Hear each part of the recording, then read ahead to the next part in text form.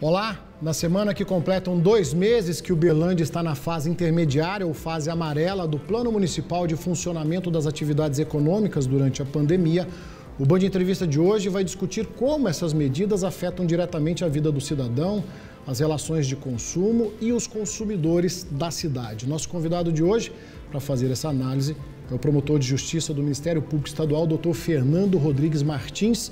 Ele que também é presidente do Instituto Brasileiro de Política e Direito do Consumidor, coordenador regional do PROCON estadual aqui no Triângulo Mineiro, professor efetivo da Faculdade de Direito da Universidade Federal de Uberlândia e autor de 9 livros, entre eles esse aqui, né, doutor Fernando, Controle do Patrimônio Público em primeira edição.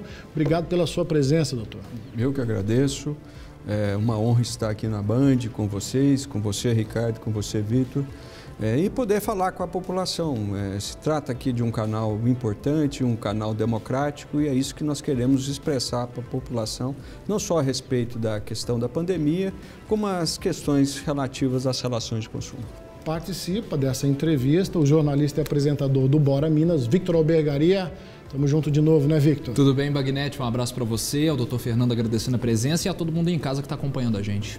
Doutor Fernando, qual que é o papel do Ministério Público, né, nesse comitê de enfrentamento ao Covid aqui na cidade de Uberlândia, já que visa medidas e estratégias relacionadas à saúde, mas impacta de uma forma geral na vida de comerciantes, empresários e consumidores também?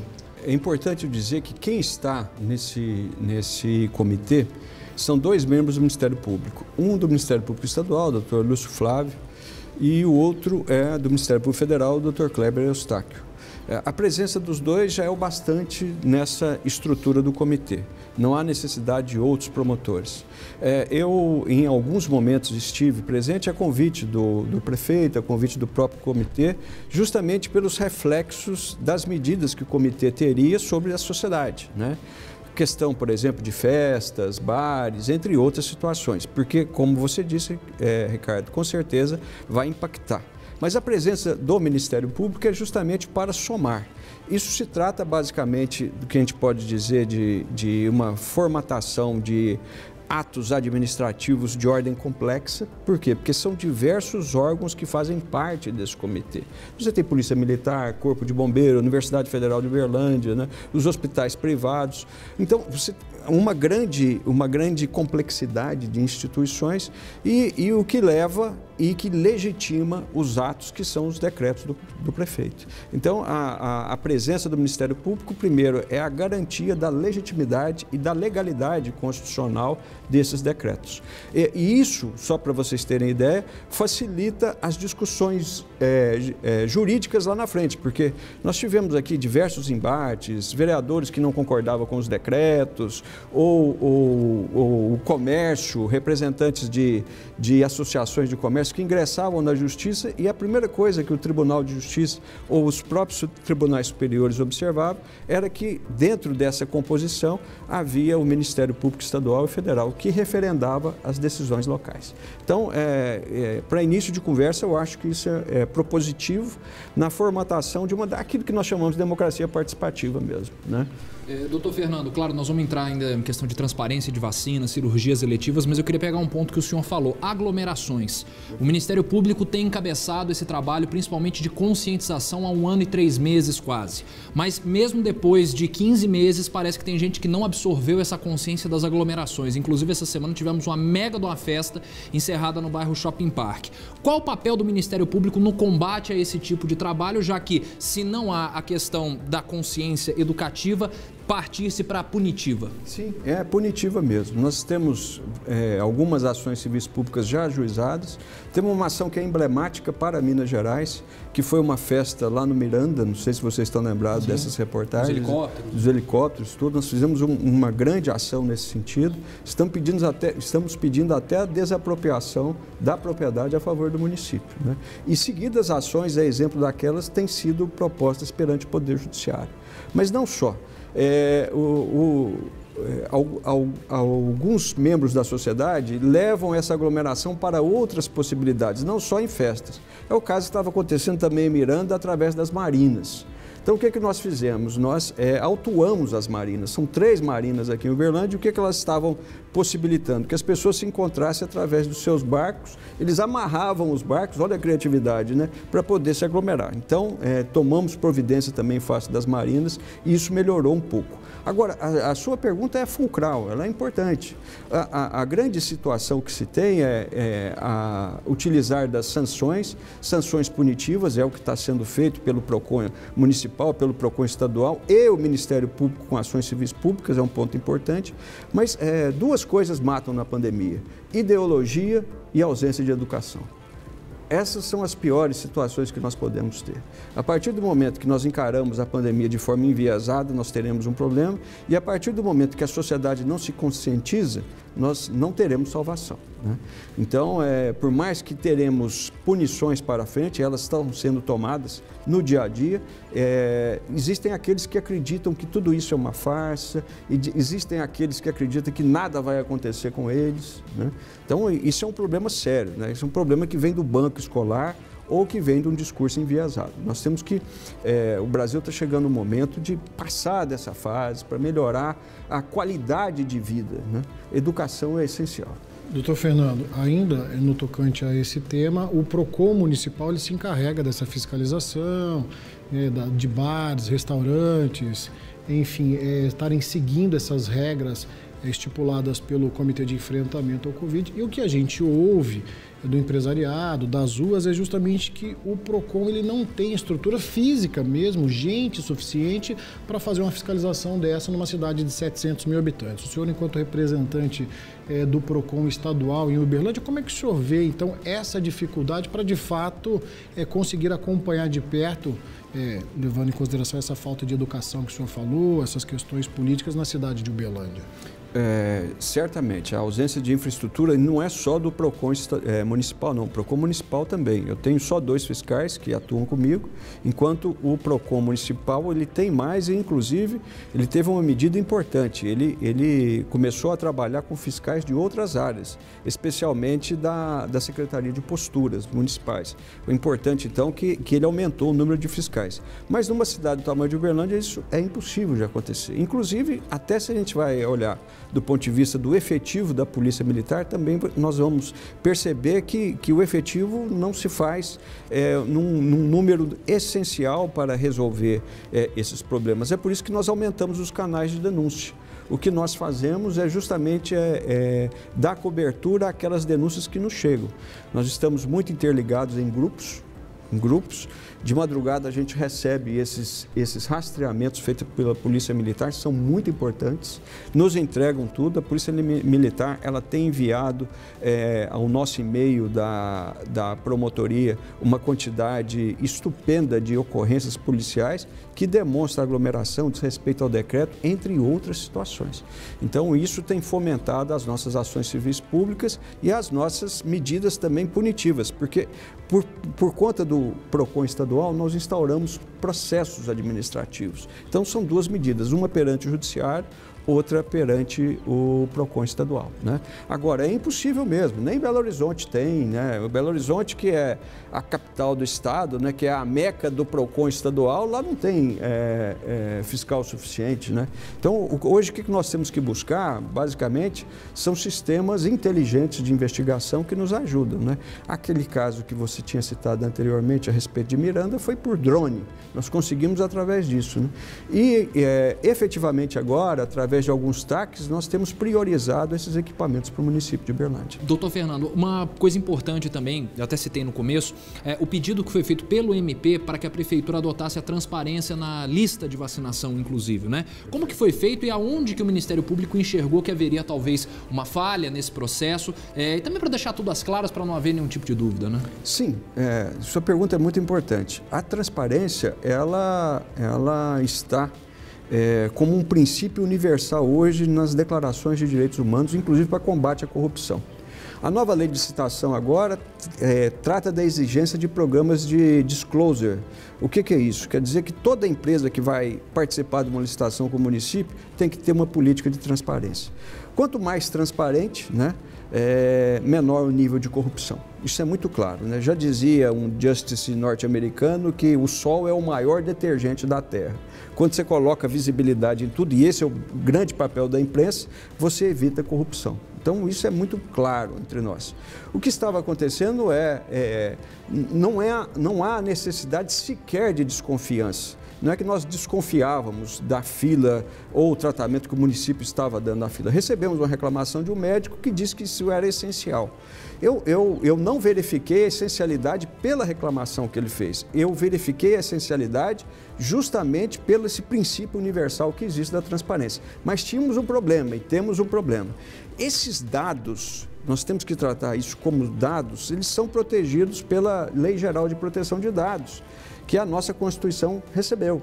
Então, o que nós tínhamos que fazer? Tínhamos que dar um jeito dessa transparência existir sem expor dados pessoais e dados sensíveis. Por exemplo, o que são dados sensíveis? O problema de saúde. Nós não podemos expor, por exemplo, as comorbidades. Isso é um dado sensível. Por exemplo, um diabético, você não pode expor isso. E você também não pode expor o nome por completo e muito menos o CPF por completo. Então, o que acontece? Há uma transparência, o município demorou uns 30 dias para aceitar a recomendação, né? Precisamos, e foi necessário debater o tema, explicar isso, né? Mas a lista ela não é completa do ponto de vista da integralidade dos dados, mas tem uma porção dela que é importante, porque se houver desconfiança de alguém da comunidade, nós que somos os agentes controladores, Polícia Federal, Polícia Civil, Polícia Militar, Ministério Público Estadual, Ministério Público Federal, Tribunal de Contas, nós podemos então, a partir daquilo que foi publicado, verificar se a fila foi respeitada ou não. Então são duas fases nesse processo, né? Aquele que não concorda com o que vacinou anteriormente e a possibilidade dos agentes controladores agir. Eu sei que estamos assim em Uberaba, estamos assim em Uberlândia e me parece que o nosso Procurador-Geral de Justiça, o Dr. Jarbas, está adotando essa medida para todo o Estado agora. Doutor Fernando, talvez no momento mais crítico da pandemia aqui na cidade de Uberlândia, o senhor soltou uma recomendação para que hospitais e clínicas particulares suspendessem aí as cirurgias eletivas. Estamos falando especificamente da rede particular. A finalidade de uma recomendação como essa é justamente para liberar vagas para pacientes, mas quem teria acesso a essas vagas? Só quem tem acesso à rede particular ou não? Eventualmente, pacientes da rede pública também poderiam se beneficiar dessa abertura de espaço na rede particular? Excelente pergunta. São dois escopos, dois objetivos. O primeiro era justamente possibilitar que sobrassem mais vagas para os pacientes da rede particular que procurassem, através de seus planos de saúde ou de forma privada, procurassem as vagas na rede privada de saúde. Mas, do outro lado, é para evitar a contaminação. Isso é um problema sério.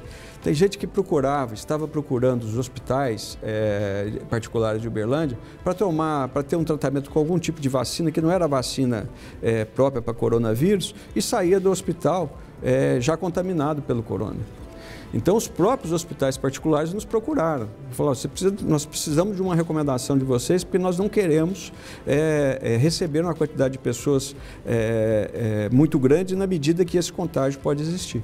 Tudo que nós fizemos, isso aí demandou muita audiência pública, muita, desgastantes, debates, né? E sempre com os infectologistas que estão servindo ao comitê. Então, conseguimos aí avançar em alguma coisa. Veja bem, no final das contas, Ricardo, o que estava acontecendo era o contrário. Eram os pacientes da rede privada estarem sendo atendidos pela rede pública, porque a rede privada não tinha mais vaga nenhuma, não tinha. A vaga, o município de Uberlândia conseguiu aumentar de uma forma correta a quantidade de vagas, desapropriou um hospital em Uberlândia, conseguiu mais 200 leitos, isso foi um passo importante, mas ao final das contas, o que nós tínhamos é que toda a rede privada ela estava ocupada. Nós tivemos um caso aqui, só para servir de exemplo, de um promotor de justiça que o atendimento seria pela rede privada, demandou um esforço do colega da área de saúde, né, Dr. Lúcio Flávio, em pleitear essa vaga, porque o hospital não tinha. Então, é isso que vem acontecendo. A preocupação que a gente tem é que a rede privada ela tem que ajudar, ela tem que estar junto. Até em alguns momentos nós nos preocupamos, por exemplo, com acesso a medicamentos da rede privada e com possibilidade de permuta de instrumentos da rede pública com a rede privada, para ter um total e completo atendimento. Se você diferencia os atendimentos, o que pode acontecer? O contágio ele ser diferenciado na cidade. Então isso não é uma boa medida. Doutor Fernando, o Band Entrevista vai fazer um breve intervalo. Na sequência, voltamos hoje conversando com o promotor de justiça do Ministério Público Estadual, doutor Fernando Rodrigues Martins, na sequência para falar de transporte coletivo. Voltamos já. Chegou o Super Plantão Oral Unique. É a chance que você esperava para renovar a sua autoestima e melhorar a sua qualidade de vida. Dias 10, 11 e 12 de junho. Faça seus implantes dentários com a máxima qualidade e total segurança. Super Plantão Oral Unique. 10, 11 e 12 de junho. Faça como eu. Aproveite essa oportunidade única e renove o seu sorriso na Oral Unique. Agende já sua avaliação. Oral Unique. Por você, sempre o melhor. Ei, você aí que ainda não comprou o Triângulo da Sorte, corre, ainda dá tempo. Pega o celular, baixa o aplicativo. Só no quarto prêmio tem um Corolla. Ajude a Pai Brasil a combater a Covid-19. Então corre, que ainda dá tempo. Só no quarto prêmio tem um Corolla. O que você tá fazendo aí, Laptop? Ué, tudo aberto, tô fechando tudo, tem que ficar em casa. Que isso, rapaz? Se a gente manter as medidas de segurança necessárias, usar máscara, álcool em gel, ter bom senso, a gente pode voltar a trabalhar pra espantar a fome e a pobreza. É, você tem razão. Vamos continuar aberto. O que a gente espera da população é isso, máscara no rosto e dinheiro no bolso. Trabalhar sempre é importante, mas a sua vida também é. Nisso eu concordo. Toca aqui. Entre a saúde e a economia, nós ficamos com os dois. Presenteie quem você ama. Relojoaria Santos. Prazos e descontos especiais para o mês dos namorados. Joias, relógios, alianças e muito mais. Relojoaria Santos. Floriano 1300. Fone 3210-0102. A Pizzaria Vila Romana, pensando em você, fez uma promoção de encher os olhos e a sua barriga. Promoção do dia Vila Romana. José Fonseca Silva, 974 Luizote 2, Uberlândia. Disque Pizza 3215-2470. Traga seu orçamento para a Federal Distribuidora de Pisos e Materiais para Construção. Telha 366 por 1,10, R$ 89,90. Piso 44 por 44, R$ 14,90 o metro. Federal Distribuidora. Promoção Ferragista Inácio. Tinta Luxlar 69,90, selador 59,90, inversora de solda 599, riscador 549, pia de granito 1,20, 239. Ferragista Inácio, Avenida Solidariedade 1045 do Almir. Troncos Triângulo, o melhor equipamento para você pecuarista. Apresenta Campanha do Agasalho 2021. Esquente o inverno de quem mais precisa. Doe agasalhos e cobertores. Faça sua doação nos pontos de arrecadação. Até o dia 11 de junho. Menos frio, mais calor, mais amor. Iniciativa Prefeitura Municipal de Uberlândia. Apoio Supermercado Lunasa. Você conhece, você confia. C&A Construtora. De construir sonhos a gente entende. Clínica de Vacina Santa Clara. Me chama que eu vou. Nosso serviço de vacinação domiciliar. Unimed Uberaba. Saúde é com a gente. Realização Band Triângulo. Promoção Nativa Triângulo. Band Entrevista de volta, hoje recebendo o promotor de justiça do Ministério Público Estadual, doutor Fernando Rodrigues Martins. Doutor, obrigado mais uma vez pela sua presença. A gente sabe da sua agenda corrida. Um assunto que caiu na boca do berlandense, transporte coletivo, sucessivas greves, né, com prejuízo ao cidadão aí, e a interferência do Ministério Público. A análise geral que o senhor faz desse movimento e depois a gente entra nas especialidades, né, Victor? Vamos lá, nós temos muitas ações no que respeita ao transporte coletivo. Primeiro, é um direito fundamental, um direito de ir e vir. E a Constituição Federal estabeleceu esse direito de ir e vir como uma responsabilidade, como um dever fundamental por parte da municipalidade. Isso está lá no artigo 30 da Constituição Federal.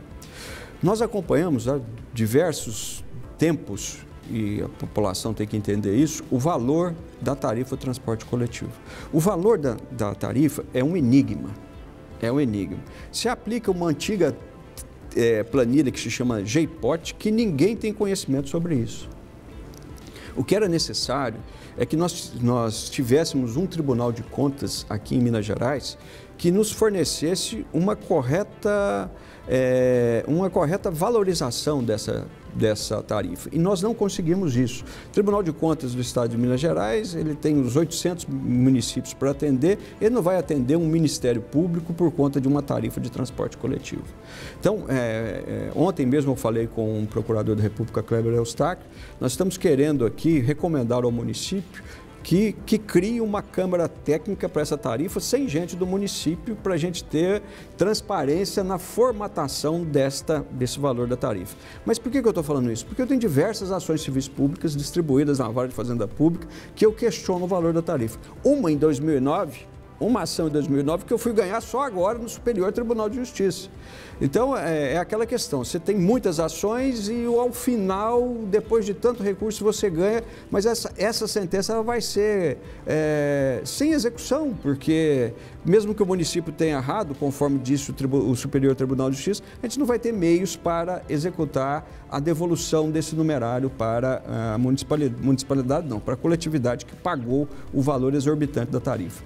Mas o que aconteceu em época de pandemia? Eu já vinha com uma investigação a respeito dessa última prorrogação do contrato que teve aqui em Uberlândia, né? Uma das empresas não poderia fazer parte porque ela não tinha capacidade econômico-financeira.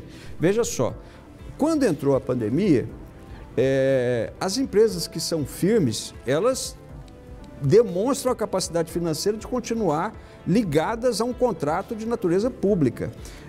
Acontece que nem as demais duas empresas que estavam nesse contrato conseguiam também. Então nós tínhamos ações já ajuizadas, eu iria ajuizar uma ação de improbidade empresarial contra essa empresa, né? E essa empresa nos procurou por conta de quê?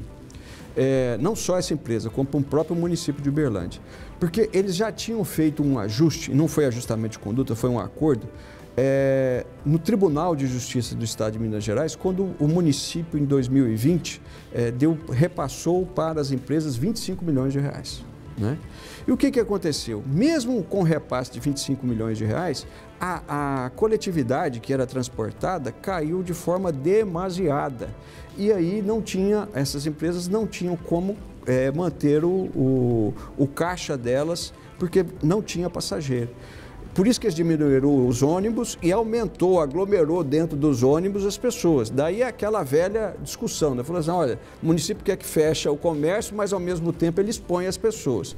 Em decorrência disso, eu ajuizei uma outra ação, vocês devem ter lembrado, que nós limitamos o número de passageiros às cadeiras, né? Foi basicamente isso. Agora, o que aconteceu?